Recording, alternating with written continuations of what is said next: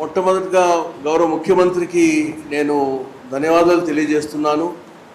వారి ఆలోచన మనము ప్రతి రైతు దగ్గర ఉండాలా, ప్రతి రైతును ఆదుకోవాలా. ఇలాంటి పరిస్థితుల్లో ఏమి వీలైతే అది మనము ప్రాక్టికల్గా సొల్యూషన్స్ ఇచ్చి ఏ విధంగా మనము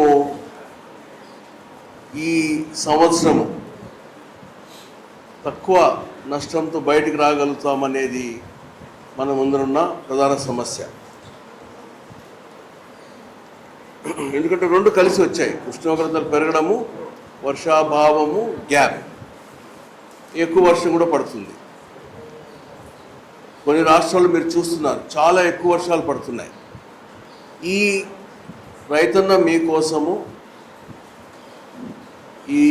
ఇవాళ నుంచి ఏదైతే స్టార్ట్ అయిందో కమిటీ గురించి కూడా తెలియజేశారు.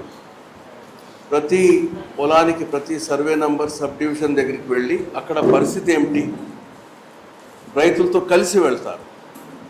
సో అక్కడ స్టాండింగ్ క్రాప్ ఉంటే, పత్తి పడిందన్నారు కదా, ఇక్కడ కాటన్ క్రాప్ ఉంది, కొంత కంది పడింది. సో ఆ స్టాండింగ్ క్రాప్ పరిస్థితి ఎలా ఉంది,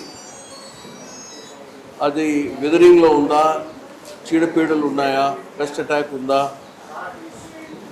సో దాంట్లో ఎవరైతే రైతులు ప్రకృతి వ్యవసాయం చేస్తున్నారో వారికి ప్రకృతి వ్యవసాయం కింద సొల్యూషన్స్ చెప్తారు. ఎవరైతే రసాయన వ్యవసాయం చేస్తున్నారో దానికి రసాయన సైన్స్ ప్రకారము శాస్త్రవేత్తల రికమెండేషన్స్ ఇవ్వడం జరుగుతుంది. కొన్ని కామన్గా ఉంటాయి, ఏ రకమైన వ్యవసాయం చేసినా కూడా కొన్ని మటుకు అందరూ పాటిస్తే మంచి రిజల్ట్స్ వస్తాయి. ముఖ్యంగా స్టాండింగ్ క్రాప్ ఏదైతే ఉందో, ఇక్కడ పత్తి, కంది అంటున్నారు. సో ఈ మోనోక్రాప్ అంటే ఏక పంట విధానంలో మీరు వేసింటే దయచేసి అక్కడ ఒక మిశ్రమ పంటలు, కంది స్పేసింగ్ దృష్టిలో పెట్టుకొని, మీ కాటన్ స్పేసింగ్ దృష్టిలో పెట్టుకొని, పల్సెస్ కానీ అంటే పప్పు దినుసులు, మిల్లెట్స్, సీడ్ పెలెటింగ్ ద్వారా అంతర్ పంటలకు వెళ్ళాలని ఏ రైతైనా, కెమికల్ రైతైనా, న్యాచురల్ ఫార్మింగ్ రైతైనా కూడా మా సలహా అది. అంతర్ పంటలు ఖచ్చితంగా తీసుకొని అది కూడా విత్తన గుళికల ద్వారా మీరు వెళ్తే మీకు తక్కువ వర్షపాతంలో కూడా మంచి ఫలితాలు వస్తాయి. ఇది ఒక ప్రకృతి వ్యవసాయంలో గత 3-4 సంవత్సరాల్లో జరిగిన పని వల్ల ఇది ఒక కొత్త అన్వేషణ. సో అంతర్ పంటలు మటుకు ప్రతి ఒక్కరు వేయాలి. వేసుకుంటే ఒకవేళ ప్రధాన పంటకి నష్టం వచ్చినా కూడా మీకు అంతర్ పంటలతో ఆదాయం వస్తుంది. బట్ మోర్ ఇంపార్టెంట్, ఇంకా ముఖ్యమైన అంశం ఏంటంటే ఈ అంతర్ పంటలు ఉండడం వల్ల ప్రధాన పంటకు రక్షణ ఉంటుంది. సో నీటి యాజమాన్యంలో కూడా మీకు చాలా మేలు జరుగుతుంది. చీడపీడ యాజమాన్యంలో కూడా అంతర పంటలు, బార్డర్ క్రాప్స్ వల్ల మీకు చాలా బెనిఫిట్స్ ఉంటాయి. పిఎండిఎస్ వల్ల భూమి సాయిల్ ఫర్టిలిటీ పెరగడంతో పాటు మీకు ఇంటికి కావాల్సిన కూరగాయలు, మరి ముఖ్యంగా ఫాడర్ కింద చాలా మంచి లబ్ధి చెందుతుంది. సో ఎక్కడైతే ఏ పంటకు వెళ్ళాలనో మీకు సందేహంగా ఉండి, ఎందుకంటే మిర్చి దీర్ఘకాలిక పంట, దానికి ఎంత నీటి అవసరం ఉందో మీకు తెలుసును. బట్ ఆ నీళ్లు అవైలబుల్గా ఉంటాయా లేదా అనేది మటుకు డౌట్ ఉంది. So short duration crops, but మిశ్రమ పంటలు, ఒకే పంటకు వెళ్ళొద్దండి. 4-5 రకాల షార్ట్ డ్యూరేషన్ క్రాప్స్ మరియు ఫాడర్ కింద. సో ఈ mix of crops plus of course మన ఆకుకూరలు, లీఫీ వెజిటబుల్స్ ఈ మిక్స్లోనే, సో దట్ ఇంటికి కావాల్సిన అవసరాలని మనము అందుబాటులో మనం ఉత్పత్తి చేసుకోవచ్చు. అదేవిధంగా సన్నకారు రైతులు, మార్జినల్ ఫార్మర్స్ కనీసం ఒక 20 సెంట్లు కానీ 25 సెంట్లు కానీ ఒక 15-20 రకాల కూరగాయలు, ఏటీఎం మోడల్స్ అంటున్నాం, అందుకే వివో యానిమేటర్ కూడా ఇక్కడ ఉన్నారు. సో ఈ వెజిటబుల్ ప్లాట్స్ చాలా తక్కువ నీటితో 15 రోజులకు ఒకసారి నీళ్లు పెట్టినా కూడా సరిపోతుంది. ఇన్ఫ్యాక్ట్ అందరికీ నా సలహా, కనీసం ఒక 20 సెంట్లు 50 సెంట్లు ఈ కూరగాయలతో మీరు వెళ్తే హౌస్ హోల్డ్ రిక్వైర్మెంట్కి వస్తుంది, ప్లస్ ఒక మీకు ఫుడ్ సెక్యూరిటీ, న్యూట్రిషన్ సెక్యూరిటీ అనేది ఉంటుంది.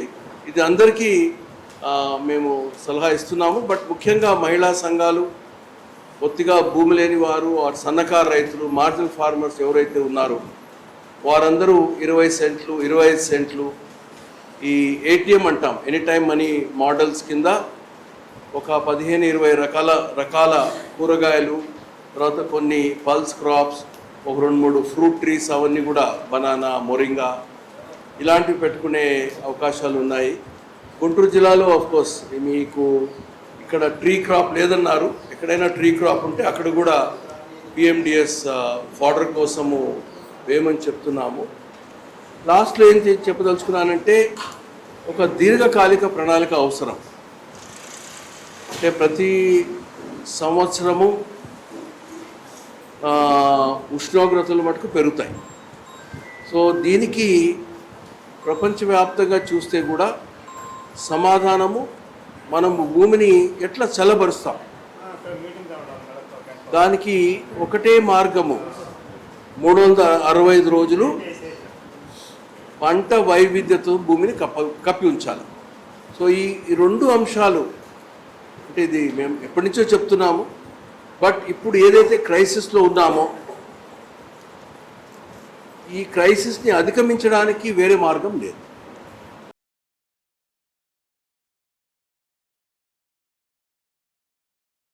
ప్రకృతి సేద్యం అనే దాని గురించి అది ప్రభుత్వ సైడ్ నుంచి డిపార్ట్మెంట్ వాళ్ళు ప్రోత్సహించమంటూ ఉంటారు.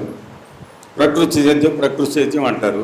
మా సైడ్ నుంచి చూస్తే నేను అనుభవంగా చెబుతున్నానండి, ఈ ప్రకృతి సేద్యం వలన అదేదో కార్పొరేట్ సంస్థలు భరాయించాల్సింది తప్పితే రైతులు భరాయించే ఇది కాదు. ఎందుకంటే ఇక్కడ ఒకడు పత్తి వేస్తాడు, ఒకడు పసుపు వేస్తాడు, ఆ మధ్యలో మెరవదాటం.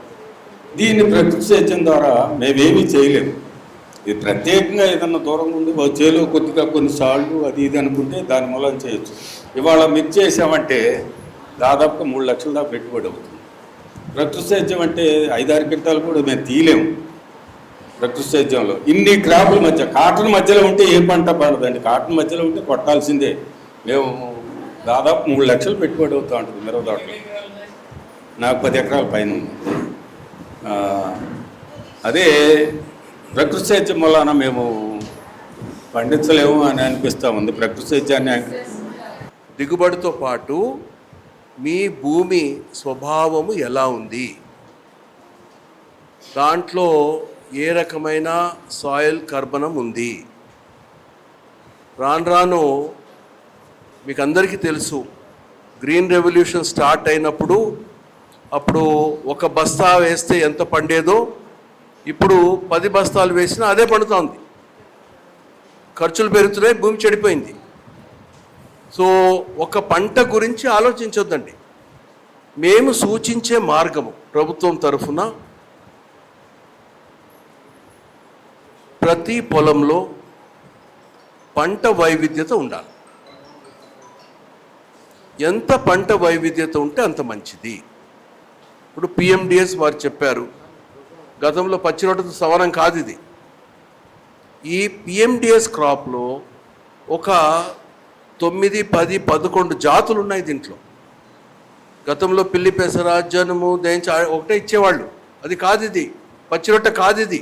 దయచేసి దాన్ని మళ్ళీ భూమిలో కలుపమని చెప్పేవారు. అది కూడా చేయొద్దంటున్నాము. ఇది కొత్త సైన్స్ ఇది.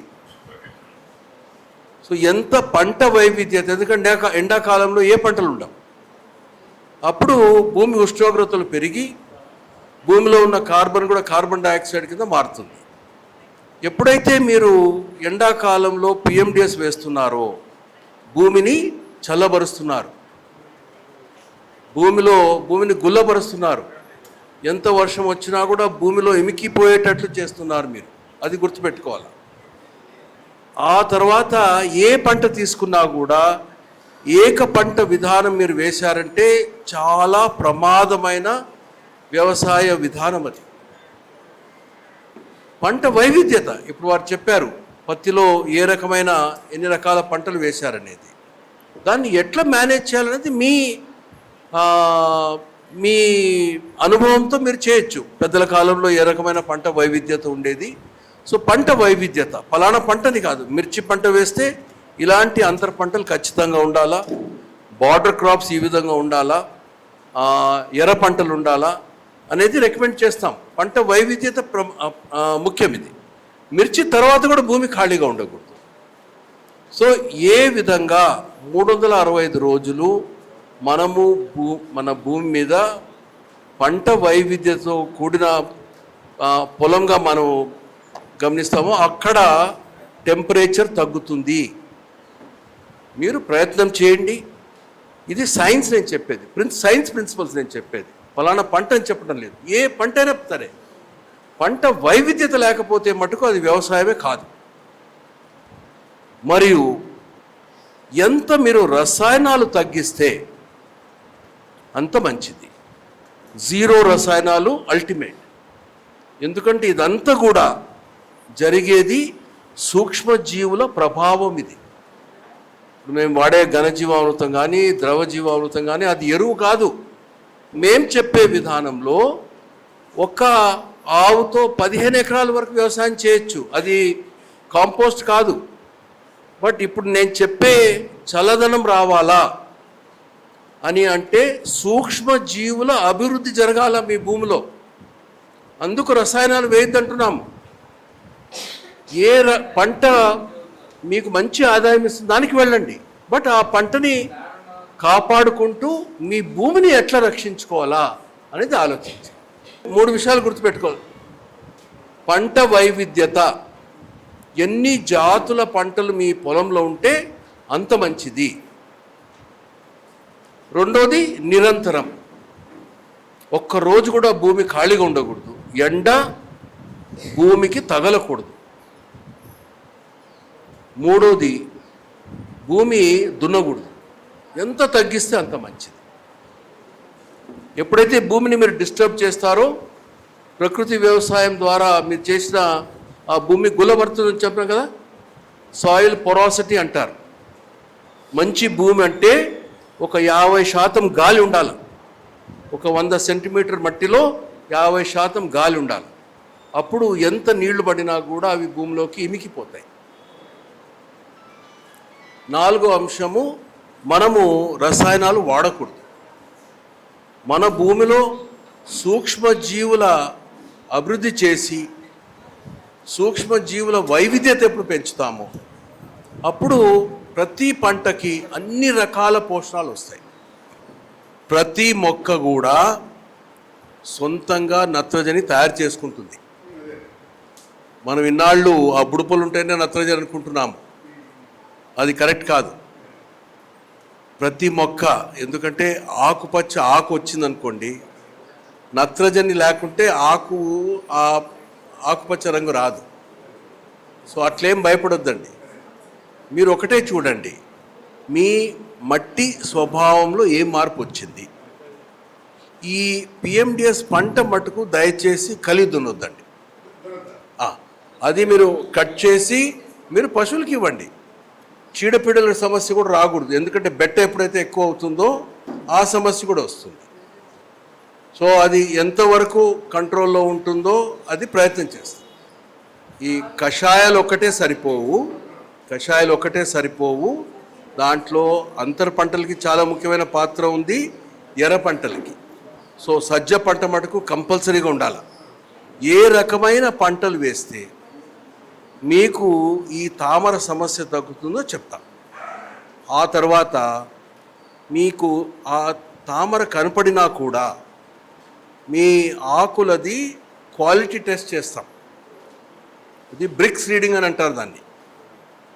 మీ మిర్చి ఆకులది జ్యూస్ తీసుకొని అది ఒక 14% కంటే ఎక్కువ ఉంటే మీకు తామరున్న కూడా డ్యామేజ్ జరగదు, ఎందుకంటే మొక్కకు ఆ శక్తి ఉంటుంది. బట్ ఆ స్థాయికి రాకముందే మీరు ఇప్పుడు ఒకటి పిఎండిఎస్ వేశారు ఈ సంవత్సరము, ఇన్ని రకాల పంటలు వేశారు కాబట్టి కొంత ఆల్రెడీ భూమిలో స్ట్రెంగ్త్ పెరిగింది. బట్ ఇప్పుడు చెప్పిన పంటల మిక్స్ అది గిన మీరు సక్రమంగా చేసుకుంటే ఇంకా మీకు సమస్య తగ్గుతుంది. ఒకవేళ రసాయనాలు వాడినా కూడా, ఎందుకంటే ఒకేసారి అందరూ ప్రకృతి వ్యవసాయంలోకి రారు కాబట్టి మీరు రసాయనాలు వాడినా కూడా ఖచ్చితంగా అంతర పంటల మటుకు పెట్టుకోండి.